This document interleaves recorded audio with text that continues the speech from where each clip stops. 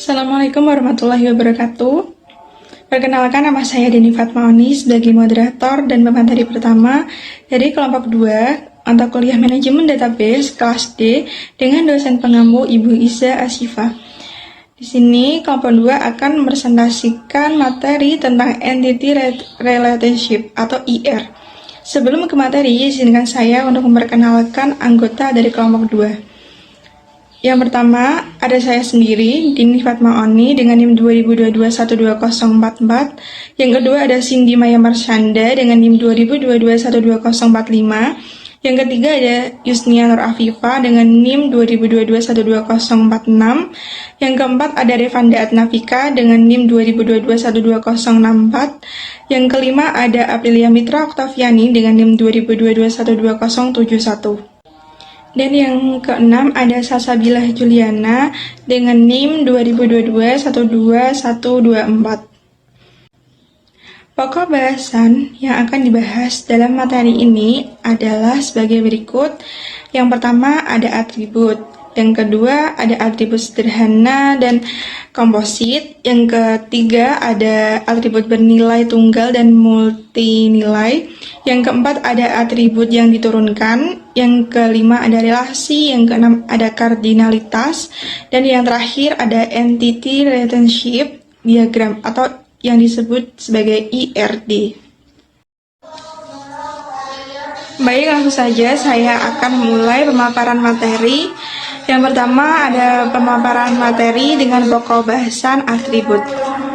Setiap entitas memiliki atribut yang mendeskripsikan karakteristik atau properti dari entitas tersebut.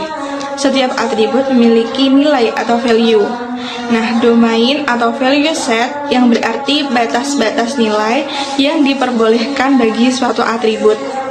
Secara formal, atribut dari set entitas adalah fungsi yang memetakan dari entitas yang ditetapkan ke domain.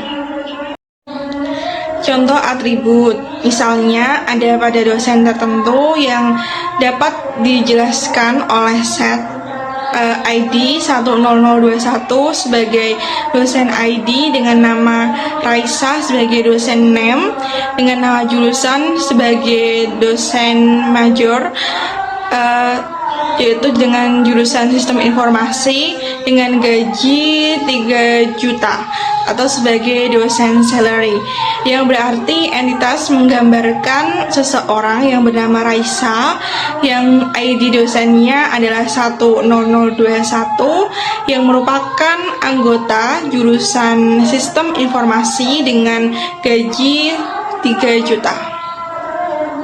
Untuk materi selanjutnya yaitu atribut sederhana dan komposit yang akan dijelaskan oleh rekan kami. Sebelumnya, perkenalkan, nama saya Aprilia Mitra Oktaviani dengan NIM 2022-12071. Di sini saya akan melanjutkan materi tentang atribut sederhana dan komposit. Atribut sederhana adalah atribut yang tidak dapat dibaca lagi menjadi atribut yang lebih kecil. Contoh nama, NIM, dan nomor telepon. Atribut komposit adalah atribut yang dapat dipilah menjadi subatribut yang masing-masing memiliki makna sendiri. Contoh alamat yang dibagi menjadi nama jalan, nama kota, kode pos, dan negara. Selanjutnya, saya Cindy Maya Marsyanda dengan NIM 2022-12045 sebagai pemateri kedua mengenai atribut bernilai tunggal. Atribut bernilai tunggal atau single value attribute adalah atribut yang hanya memiliki satu nilai untuk setiap entitas atau objek. Contohnya, seorang dosen mungkin memiliki 0, 1, atau beberapa nomor telepon, dan dosen yang berbeda mungkin memiliki nomor telepon juga yang berbeda. Contoh ini juga bisa disebut sebagai atribut multilenial. Perkenalkan, saya Yusnia dari pemateri 3. Selanjutnya yaitu atribut yang diturunkan. Nilai untuk tipe atribut dapat diturunkan dari nilai atribut atau entitas terkait lainnya. Contoh, katakan bahwa saat entitas dosen memiliki atribut yang membimbing mahasiswa, yang mewakili banyaknya mahasiswa yang dibimbing oleh dosen. Perkenalkan, nama saya Revanda Atnavika. Di sini saya sebagai pemateri keempat yang akan membahas mengenai relasi. Jadi, relasi adalah asosiasi antara beberapa entitas. Misalnya, jika dosen Supriyadi menjadi penasihat dari mahasiswa Amelia, maka ada relasi penasihat antara dosen dan mahasiswa. Secara matematis, relasi adalah himpunan pasangan entitas. Didefinisikan set relasi penasihat untuk menunjukkan hubungan antara dosen dan mahasiswa. Pada gambar tabel tersebut merupakan contoh hubungan antara dosen Supriyadi dengan mahasiswa Amelia, dosen Sriani dengan mahasiswa Putri dan Kirana, begitu seterusnya. Ini contoh relasi biner karena hanya melibatkan dua entitas, yaitu dosen dan mahasiswa. Peran entitas dalam relasi. Entitas bisa memainkan peran berbeda, misalnya dosen sebagai penasihat, mahasiswa sebagai yang diberi nasihat. Kadang entitas yang sama bisa muncul lebih dari sekali dengan peran yang berbeda. Misalnya pada relasi rekursif seperti karyawan membimbing karyawan yang lain. Relasi lebih dari dua entitas atau ternary. Kadang satu relasi melibatkan lebih dari dua entitas. Contohnya dosen, mahasiswa, dan proyek. Dosen membimbing mahasiswa dalam proyek tertentu. Ini tidak bisa dimodelkan dengan relasi biner biasa. Dibutuhkan relasi ternary atau derajat 3 karena melibatkan 3 entitas. Perkenalkan, nama saya Salsabila Juliana sebagai pemateri terakhir yang akan menyampaikan yang pertama ada kardinalitas. Memetakan kardinalitas atau rasio kardinalitas menyatakan jumlah entitas yang dapat dikaitkan dengan entitas lain melalui set relasi. Memetakan kardinalitas paling berguna menggambarkan set relasi biner, meskipun mereka dapat berkontribusi pada deskripsi set relasi yang melibatkan lebih dari dua set entitas. Pada bagian ini akan berkonsentrasi hanya pada set relasi biner. Untuk relasi biner, set R antara entitas set A dan B, pemetaan kardinalitas harus salah satu dari yang berikut. Yang pertama yaitu 1 ke 1. 1 ke 1.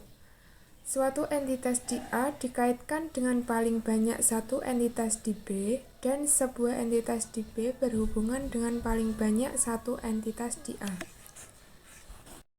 Kedua, 1 ke banyak. Entitas dalam A dikaitkan dengan beberapa atau 0 entitas di B. Entitas dalam B hanya dapat dikaitkan dengan paling banyak satu entitas di A. Yang ketiga, banyak ke 1.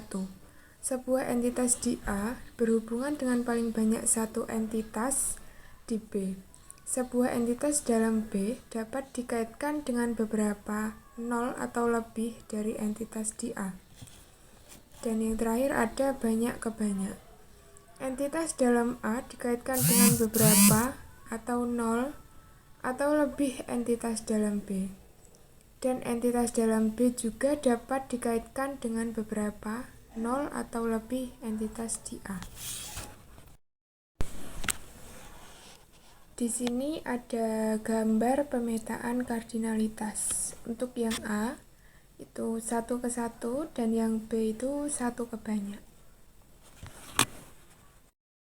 Untuk selanjutnya ada gambar pemetaan kardinalitas. Yang A itu dari banyak ke 1 dan yang B itu banyak ke banyak. Untuk selanjutnya ada ERD atau Entity Relationship Diagram. ERD adalah kualitas yang sederhana dan jelas yang mungkin menjelaskan sebagian besar pengguna model ER secara luas. Selanjutnya yaitu ada struktur dasar ERD. Gambar ini adalah ERD dosen dan mahasiswa.